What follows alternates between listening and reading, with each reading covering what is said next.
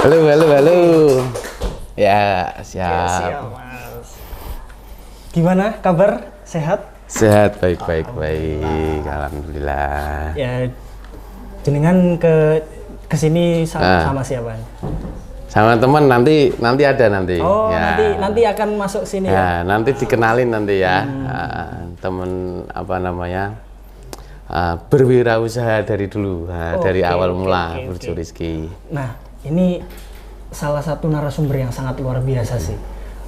Pastinya kalian ini para penonton dan pendengar ya, pastinya ingin tahu siapa beliau. Boleh perkenalan diri, Mas? Ya. Dengan asalnya dari mana, nama lengkapnya siapa? Oke. Boleh disampaikan. Ya teman-teman, nama saya Ahmad Rizky Winarso, bisa dipanggil Rizky. Saya asli Semarang, ya rumah saya Banyumanik. Dulu juga lulusan di UIN, 2019 saya lulus. Jurusannya HES, Hukum Ekonomi Syariah, itu saya lulus 2019 gitu. Gimana?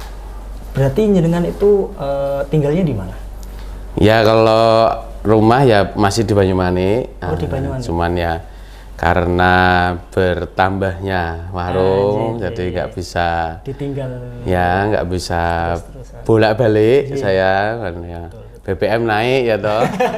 BBM naik terus ya akhirnya saya tinggal di Burjo Rizky 3 gitu. Jadi kebetulan di situ ada disiapkan kamar gitu toh ya untuk istirahat ya. Ya nggak spesial ya biasa gitu.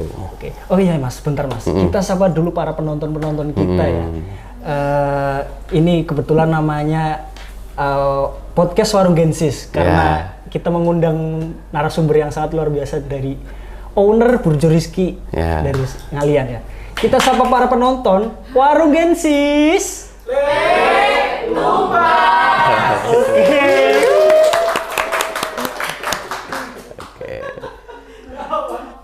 Oke. Apa ya, Mas Rizky ini memulai usaha ini dari kapan, Mas? Burjo Rizky ya. Burjo Rizky itu mulai tahun 2019 April. Jadi ketika saya setelah lulus dari UIN, nah saya itu wisuda Maret kalian ya. Maret terus pengen usaha apa gitu kira-kira, terus alhamdulillahnya 2019 bulan April itu mulai pertama kali Burjo Rizky 1 yang ada di Kliwonan itu buka gitu. Awal mula 2019 sih Mas. Terus yang kedua awalnya dulu di Jalan Raya yang Ngalian ini, depannya SD Tambak Haji. Betul.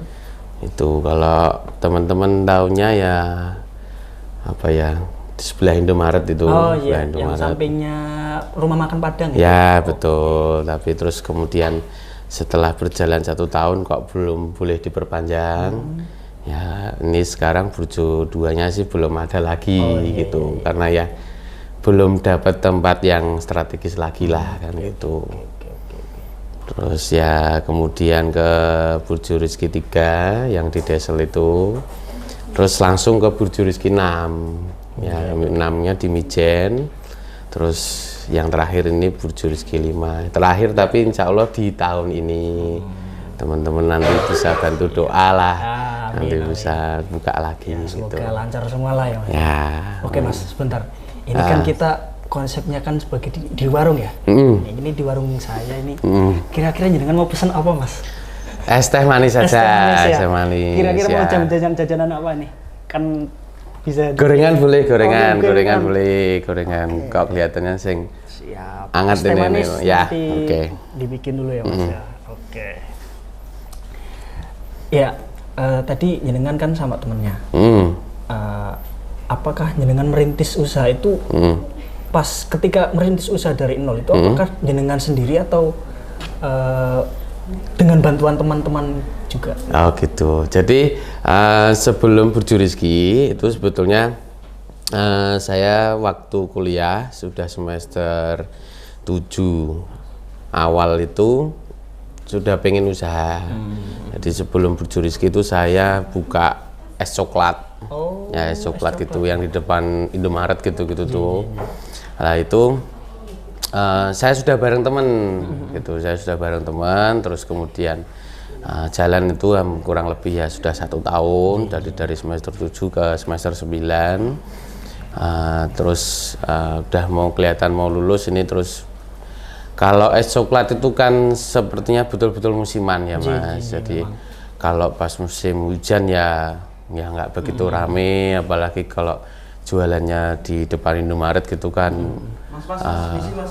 Oh iya. Ya, Mas ya. Stylenya sudah siap. sampai nih. Silakan. Oke. Makasih. Monggo, Bang. Ya dilanjut Iya, tadi ya. dilanjut, Kan kalau di depan Indomaret itu kan kayaknya kalau pas hujan ya kena hujan, atau panas ya panas, terus Biar koso ya Mas. ya terus betul-betul pengennya usaha tapi yang punya tempat lah kan gitu loh, jadi bisa nampung juga banyak orang gitu, terus jadilah Burjo Rizky itu.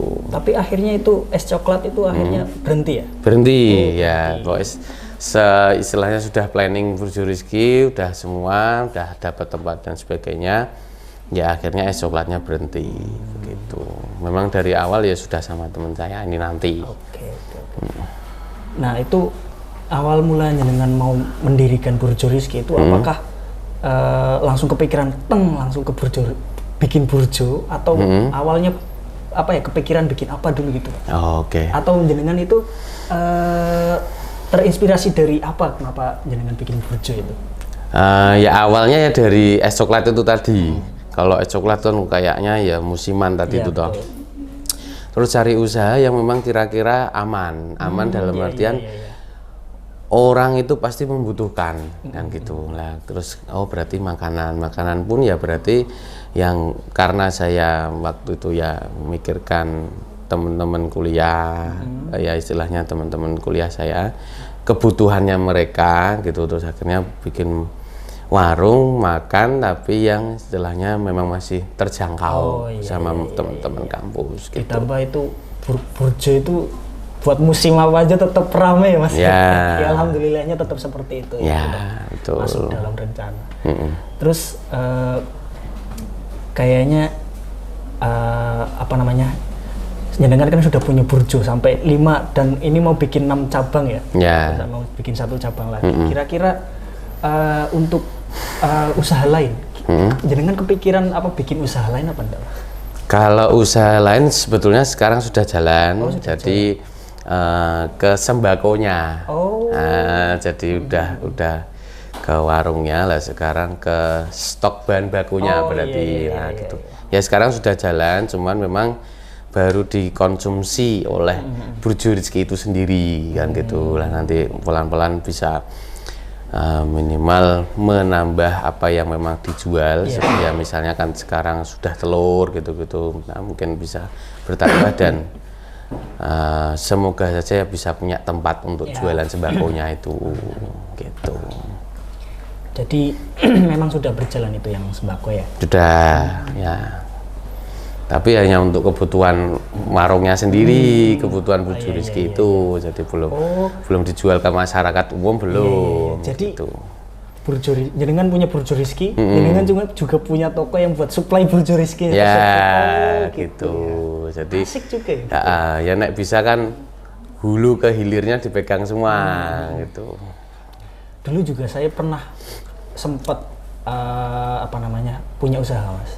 Pas waktu masuk pandemi, itu kan awal tahun 2020. Kuliah kan online semua toh. Betul. Nah, terus ini mau ngapain enaknya ya? Terus ada saudara, kebenaran itu juga senangnya usaha lah, jual beli. Dulu ya pas SMA dia jual beli HP, saya juga jual beli HP. Kita kepikiran kalau kita jual beli mobil gimana ya? Wah, itu modalnya dari mana? Ya. Akhirnya kita pikir-pikir, terus minta modal sama orang tua, kayaknya ACC apa enggak nih? Ya. Ternyata ACC, masuk. Terus kebenaran itu juga kita langsung punya pandangan lelang mobil online itu waktu itu di Jakarta Meruya.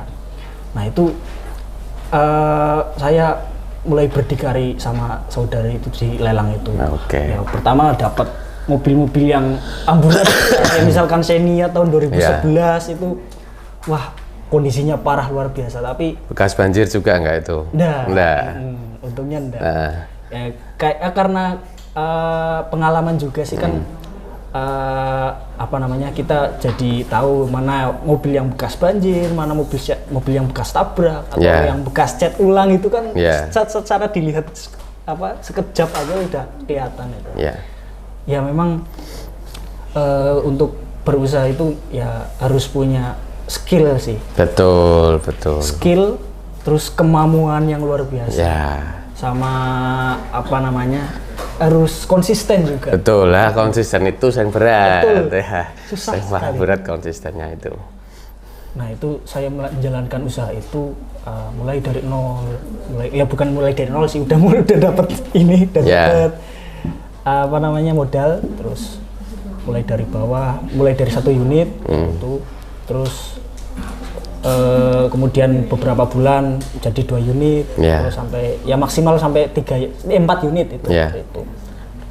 Dan ya alhamdulillah berjalan lancar buat tambahan uang saku lah ya. Jajan-jajan. Meskipun ya waktu itu masih tidak bisa nongkrong-nongkrong ke kafe-kafe. PSBB. Oke. Kita masuk ke segmen yang kedua aja ya Mas. Kita masuk mengobroli tentang entrepreneurship. Kita kan sedang berbicara dengan pengusaha hebat. Langkah lebih asik kalau membicarakan tentang usaha yang lebih jauh. Oh iya, yang kan temannya di mana Mas? Ini di sini ya nanti dipanggil aja ya. Mas siapa itu? Labib, Mas Labib. Oh itu ya Mas Labib. Yuk Mas Labib. Tunggu Mas. Jenengan pesan apa Mas? Sama aja. Oh sama aja. Bentar ambilin ya Mas.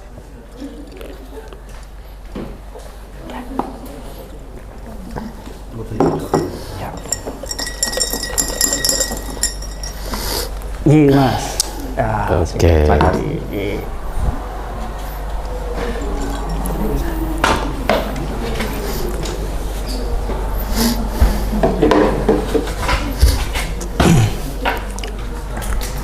Nah, ini Mas Labib dari mana Mas? Dari mana hatimu? Dari tadi. Ini dari kantin. Dari kantin nih.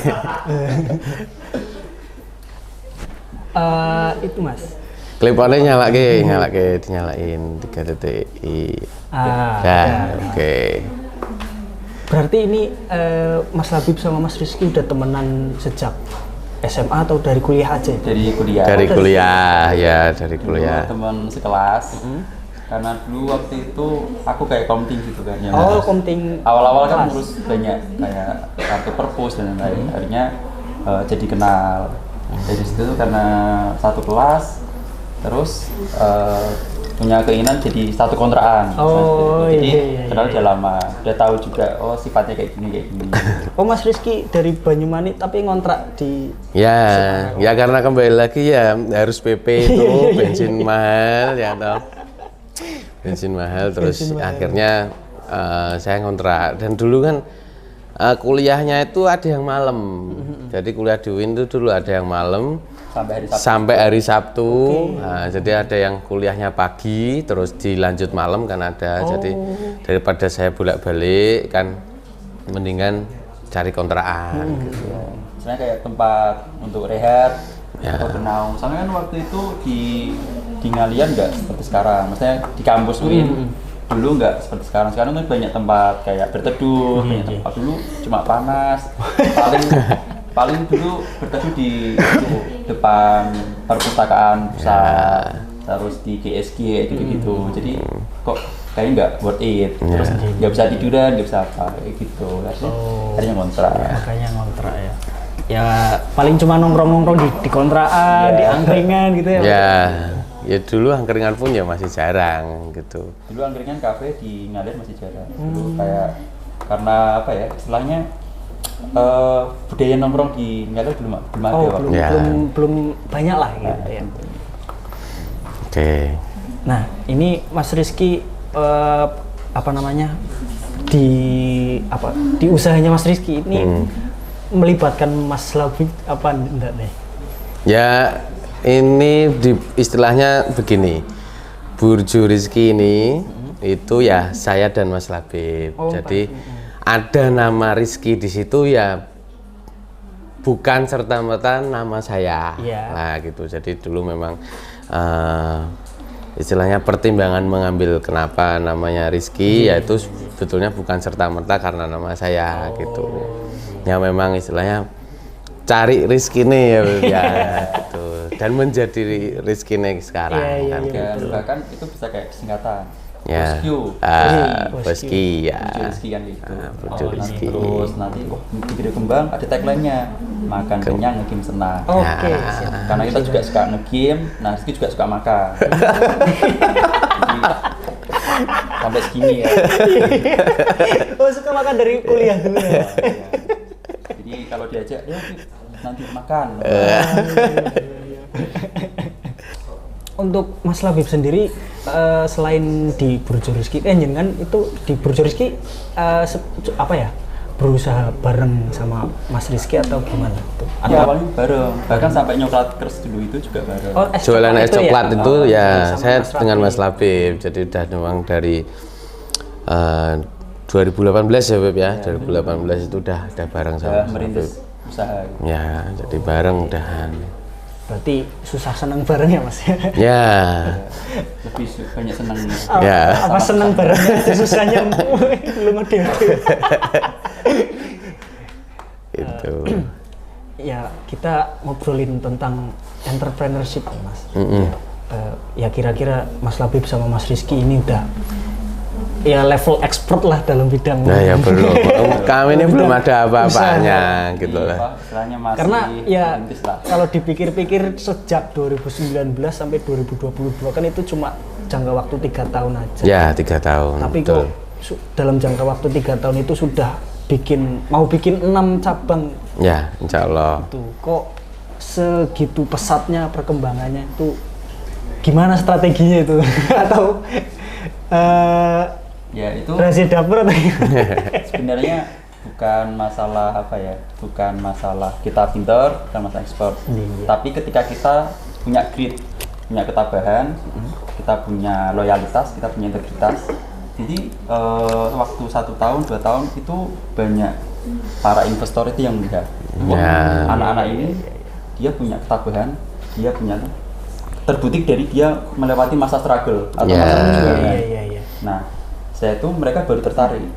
Jadi kita nggak nawarin mereka, tapi mereka yang nawarin kita. Oh iya. Mas buka lagi dong, Ya. kita yang biayain atau apa gitu. Jadi bukan apa ya? Selama kita punya kesabaran, punya ketabahan, terus kita konsisten dalam berusaha, insya Allah akan ada hasil yang tak terduga. Ya. Kita nggak pernah berpikir bisa buka cabang sampai 6. Nggak pernah berpikir bahwa kita jadi pengusaha yang sukses, nggak pernah berpikir. Soalnya waktu itu kita pernah hopeless, berarti pernah ya wis lah Ngene-ngene nggak usah terlalu- tok gitu. ngene-ngene tok. Bahkan kita sering minus, Oh. kita bisa gaji Ya, sampai nangis tuh Mas, minus nangis gitu. Tadi itu. enggak. Apa kita bisa gaji karyawan, kita nggak gajian. Ya. Bahkan kita cerita ke orang-orang, kita ditawakan. Ya. Karena orang gaji ini mesti tinggal WP, orang gaji ini bahkan orang tua juga kayak nggak mendukung, karena apa ya, nggak mungkin kalau orang tua lihat anaknya menderita kayak gitu, pasti ya wis cari kerja lain aja. Jadi pas waktu itu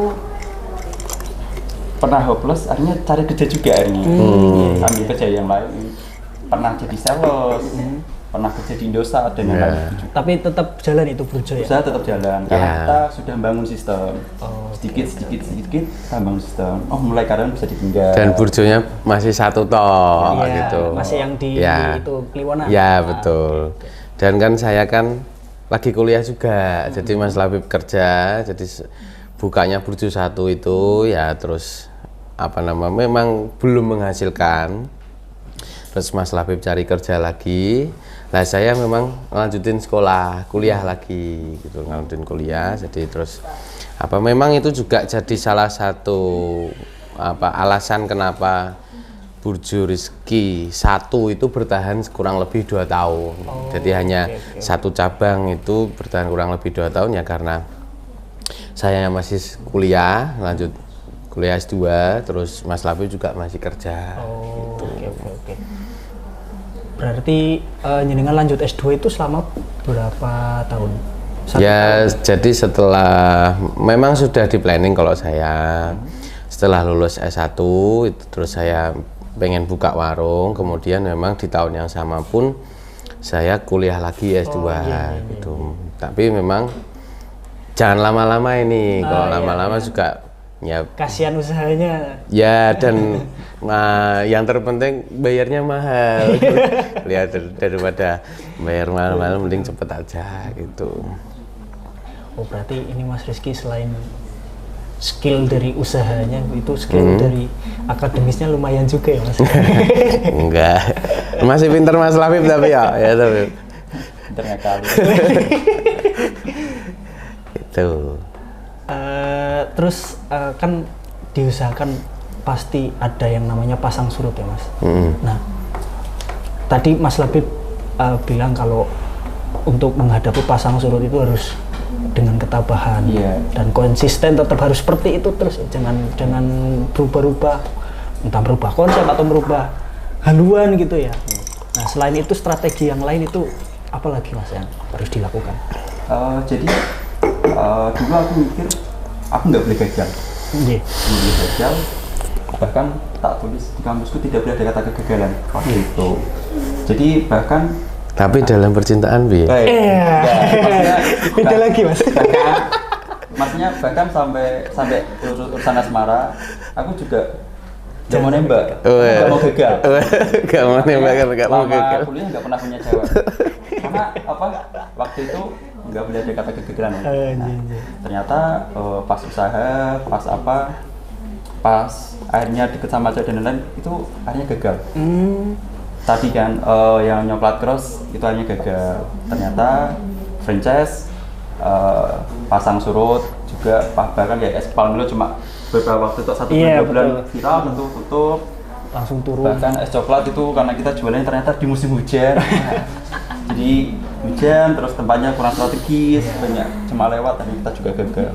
Terus bahkan Burjo 2 pun ternyata kita juga salah tempat, kita juga gagal. Dalam artian ternyata kegagalan itu sebuah keniscayaan. Itu nggak bisa ditolak gitu.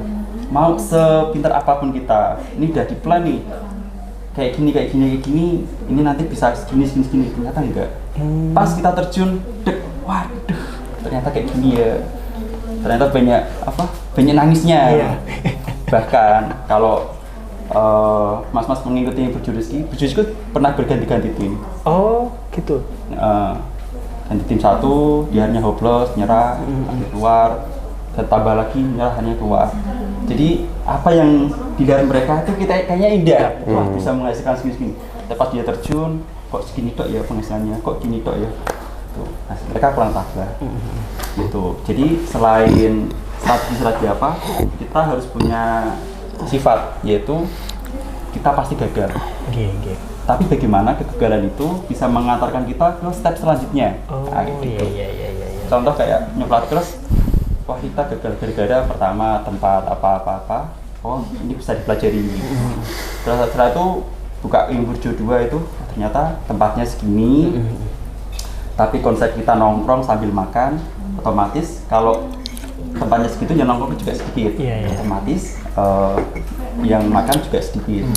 Nah akhirnya wah berarti ini nggak bisa terus dengan sewa semahal itu, tapi dengan pendapatan segitu nggak bisa masuk. Lanjut lagi kita punya tempat, oh ternyata tempatnya jauh, harus kesana harus effort nih teman-teman. Akhirnya banyak yang nggak suka kesana. Tapi bagaimana cara kita mendatangkan orang? Akhirnya kita matian-matian mikir marketing waktu itu. Siap. Kita marketingnya itu waktu itu apa nih lagi booming? Oh ternyata Mobile Legends turnamen. Wah, bikin turnamen di Burjo. Waktu itu yang ikut lumayan antusias, lumayan banyak, cuma berapa ya? Dari 32 slot itu 20 berapa itu udah masuk. Terus bervariasi lagi, kita lebih nekat lagi. Yang dulunya bayar, turnamen Mobile Legends itu bayar, kita Jadi lebih gratisin. gratiskan. Tapi tetap Gratiskan. yang menang dapat hadiah. tetap dapat hadiah, kita ditanggung gitu. Wah itu banyak yang masuk, 64 slot. Waktu itu kita stepnya itu kan ada beberapa season. Kita belajar lagi. Akhirnya mereka banyak yang datang. Iya. Wah Mobile Legends ternyata, apalagi nih Free Fire. Free Fire kita ngadain lagi, ternyata juga banyak yang masuk. Kita gratisan lagi kayak gitu. Jadi ketika kita lebih nekat, ternyata ada hasil yang kita dapatkan, entah itu kegagalan ataupun keberhasilan. Nah, dari keberhasilan itu, dari kegagalan itu kita juga punya catatan. Kita kayak punya insting. Kita kalau gini nanti bakal gagal, tapi kalau kita gini nanti berhasil kayak gitu. Jadi selain kita itu marketing, promosi, setelah itu kita juga punya strateginya, kita berbau sama customer. Kalau teman-teman lihat, kita tuh sering support anak-anak Win. Oh iya. Kalau lihat dari Burjurski, bahkan Win Credible kemarin kita juga support. Tujuan kita itu bukan ingin pamer atau apa, bukan, tapi ingin berbaur, menanamkan di hati teman-teman mahasiswa. Oh, Burjurski itu juga temennya kita, dia itu bagian dari kita. Karena sering disebut di Win gitu kan. Kayak kemarin acara apa ya, bahkan dakwah syariah, Koalisi Perkenalan itu pernah kita support semua. Gitu. Jadi kita berani apa istilahnya bantu teman-teman kita, kalau kalian punya acara kita bantu, insya Allah kita bisa gitu ya, meskipun tidak sesuai dengan apa, tapi kita pengen bantu dan kita juga ternyata punya sama-sama feedbacknya kayak gitu. Nah, ngomongin marketing nih Mas, untuk gimana sih caranya marketing dari Burjurski di era yang sekarang ini? Kan era sekarang kan udah digital semua ya. Udah melalui medsos, udah melalui apa namanya ya, kayak misalkan di Instagram, entah di Facebook atau di apa marketplace gitu kan. Nah, itu apakah hanya memanfaatkan media sosial Instagram saja atau melalui apa saja itu platformnya?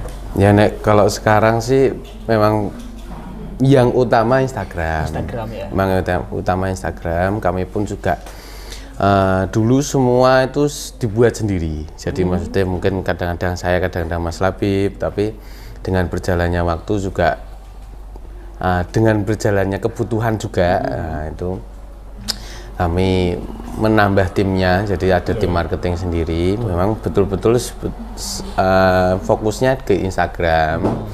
Dan memang ke online foodnya, jadi ada online food, Shopee Food, Grab Food gitu tuh.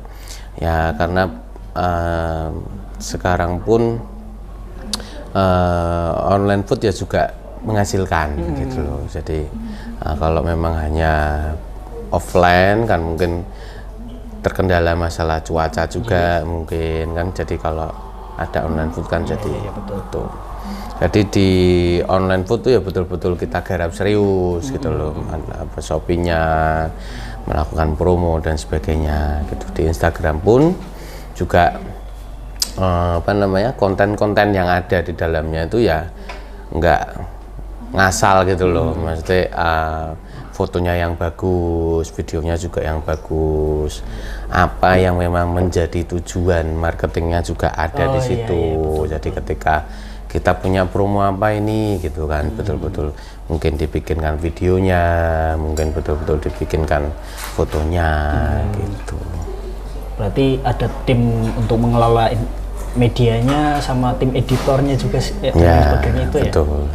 Ya kalau dikelola sendiri sih mungkin bisa, cuman kan hasilnya kan gitu kan. Jadi terkadang kan karena background kami punya juga tidak ada yang tentang seperti itu ya, konten gitu-gitu ya nggak ada. Terus ya akhirnya betul-betul istilahnya menambah tim gitu kan. Nah, berlanjut untuk ngobrolin masalah apa ya, pengelolaan masalah keuangan nih Mas. Kan Burjur kan ada 5 cabang ya. Nah ini mau bikin 6 cabang. Nah untuk masalah pengelolaan uang itu apakah dari 5 burjo itu dijadikan satu ataukah dikelola dari per burjo itu sendiri? Ya sebetulnya saya di sini memang menjadi bagian keuangan nih kalau saya. Kalau saya kan bagian keuangan sama SDM dan karyawan. Kalau Mas Labib itu bagian masak sama operasionalnya. Kalau keuangan memang ya dipisah, memang pasti dipisah per burjo itu dipisah. Ya kalau nggak dipisah ya, walaupun kita punya aplikasi kasir gitu, terus semua baik online lah istilahnya, ada pencatatannya semua.